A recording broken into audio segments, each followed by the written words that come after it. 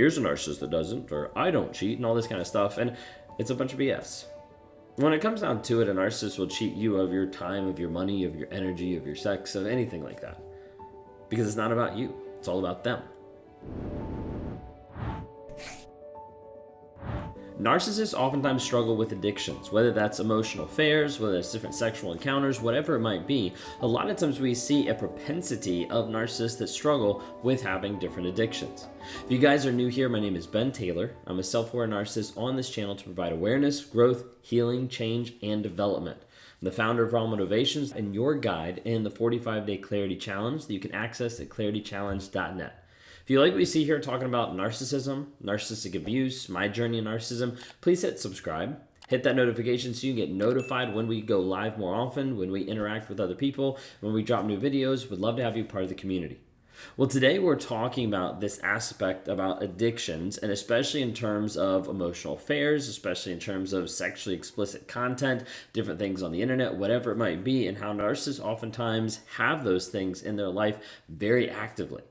We see this time and time again as being a part of an aspect of a relationship falling apart. Now, it's not the only reason, and we're not blaming that, and we're not justifying it, but we're just saying, like, hey, when someone's a narcissist, it's very common for these things to come alongside and be a part of what's happening in that relationship.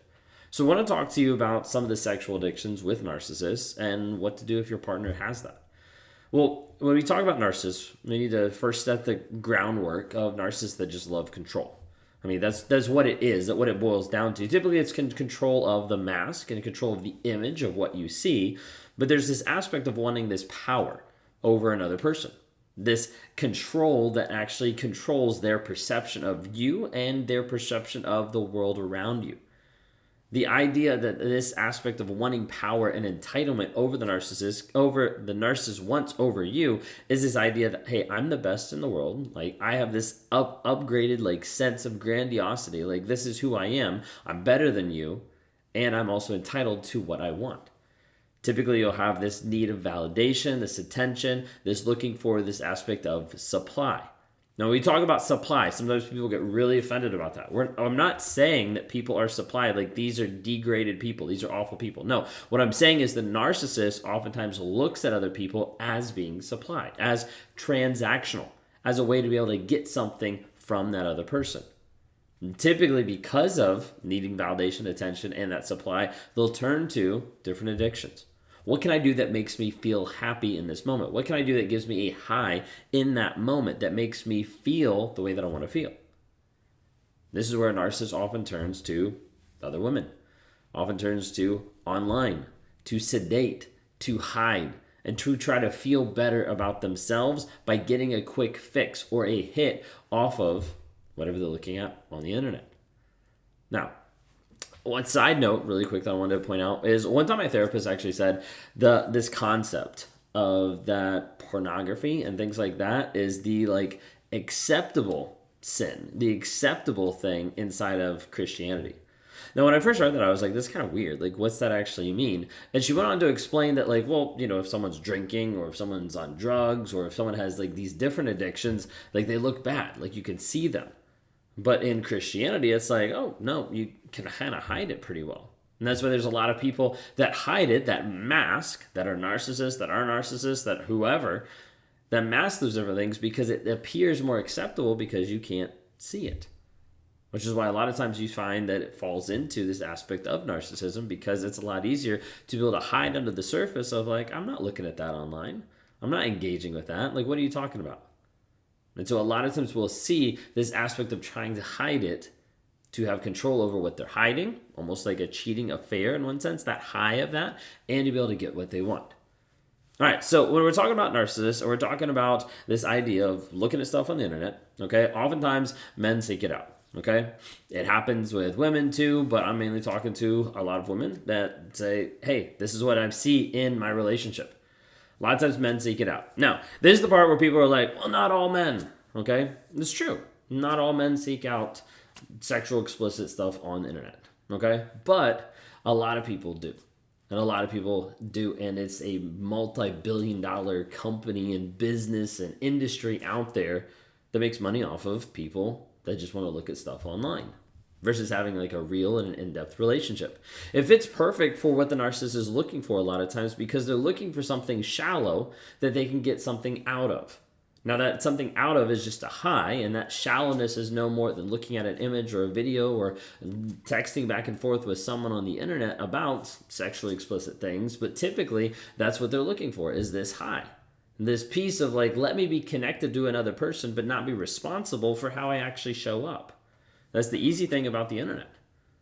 So when we dive into this, the narcissists are looking for a high. Okay, they're looking for the pleasure, they're looking for the thrill, and then there's the crash afterwards. Whether that's dealing with actually the shame and the guilt and trying to figure out like what to do. But the reason why a lot of times there's this aspect of like seeking stuff out online because it fits the false reality. It fits the false reality of the narcissist of like, hey, I'm this way, but I'm also this way.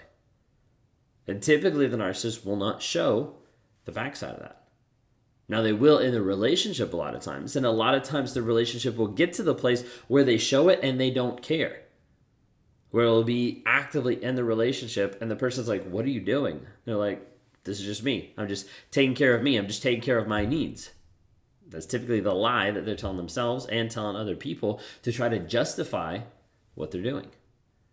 But what's really happening is they're demonstrating their lack of care for another person. They're demonstrating their lack of value to you and to the people that they're watching online. And typically they're looking for this aspect of like, let me get to the place where I can get this high, get this hit, and not have to get connected to anyone emotionally. And then you wonder, this is how it actually plays out in the relationship. You're like, I don't want anything, and then you get coerced into doing something because that's all they view you as, a transaction. Something to be able to get something out of. And part of that is because they've already been ingrained with that thought process because of everything they're looking online. Because what they're looking online is just transactional. Click this button, I get this high. I click this button, I get this hit. I see this, I feel this way. So why can't I do that with the people in my life? Well, because those actually take real relationships. Those actually take real emotion, and most men aren't willing to do that. A lot of men are not willing to actually step up and say, hey, I'm actually going to invest my time, money, and energy into another person, not to be able to get something out of them, but because I actually care, love, and respect about them. That's the difference. But a lot of our society is not seeing that, and they're going a different way. A lot of men don't see that. And as a result, what they do is they show up and they say, oh, I provide. I put a roof over your head. I came home at the end of the day. And they think that's good enough. Maybe you've been in a relationship where your partner has said those things or has been that way to you. And then you're left thinking like, well, they do provide. So like maybe that should be good enough. It's not. And you're settling for something that you shouldn't have to by thinking that. A lot of times narcissists seek out affairs. A lot of times it's the next step. Like I've been looking at stuff online. I've been taking care of myself, my own needs and all that kind of stuff. So like I might as well just go out and just do it. You know, just find someone, just get an affair. I don't know if I say all narcissists cheat. It's really interesting because sometimes when I say that, you get narcissists that come out of the woodwork and be like, well, here's a narcissist that doesn't, or I don't cheat and all this kind of stuff. And it's a bunch of BS. When it comes down to it, a narcissist will cheat you of your time, of your money, of your energy, of your sex, of anything like that. Because it's not about you. It's all about them. It's all about what they can get from you. And as a result, they'll put all their time and attention into anything except you. Why do they seek out affairs? We've got 4 different things. Number 1 is the chase. Capturing another person. It is an exciting process for a narcissist to go to the place of like, I want to be able to get this person. I want to get with them. I want to woo them. I want to figure this out. Like, boom, I've got this person. There's not this intentionality of like, oh, I love them. I care about them. It's like, no, this is a high. This is a fun. Like we are chasing this person strategically and maliciously to be able to capture them and to be able to get them under their control. Second one is the high. This aspect of like the love bomb, the excitement, like this is like the best ever. This is the narcissist building the pedestal for the person to sit on top to be like, oh my gosh, they're the best person ever before they knock it out. The third one is the thrill, getting away with it. There's an aspect that breeds a huge level of addiction and a high and a dopamine hit when they're able to pull something off. You see this all the times in movies that you watch. They got away with the bank robbery. They got away from this. They accomplished this. They had this success. All those different hits, that's what a narcissist is pulling off of. Is like that high. Like, I just did this. And number 4 is the escape.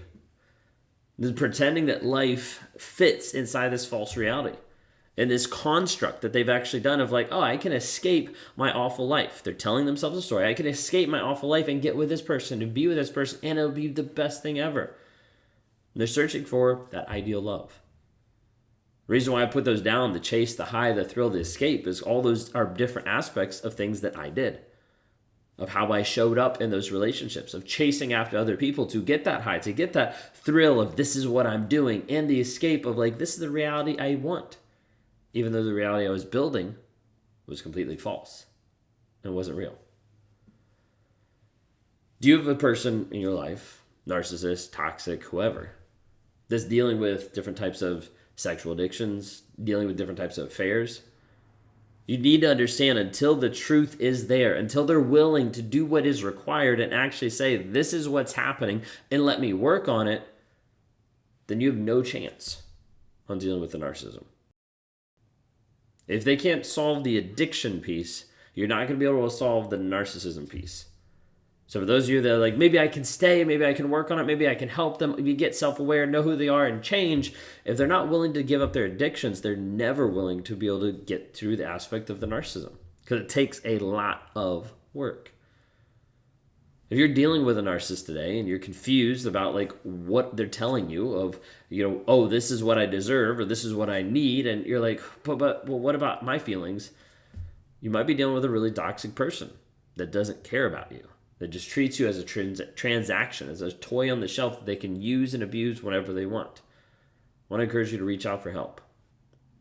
Whether that's with me, whether it's with another coach, with a therapist, whoever it might be, you can go to rawmotivations.com, click on the one-on-ones. Would love to be able to help work with you and help you get clarity about the confusion and the crazy making that person is putting you through.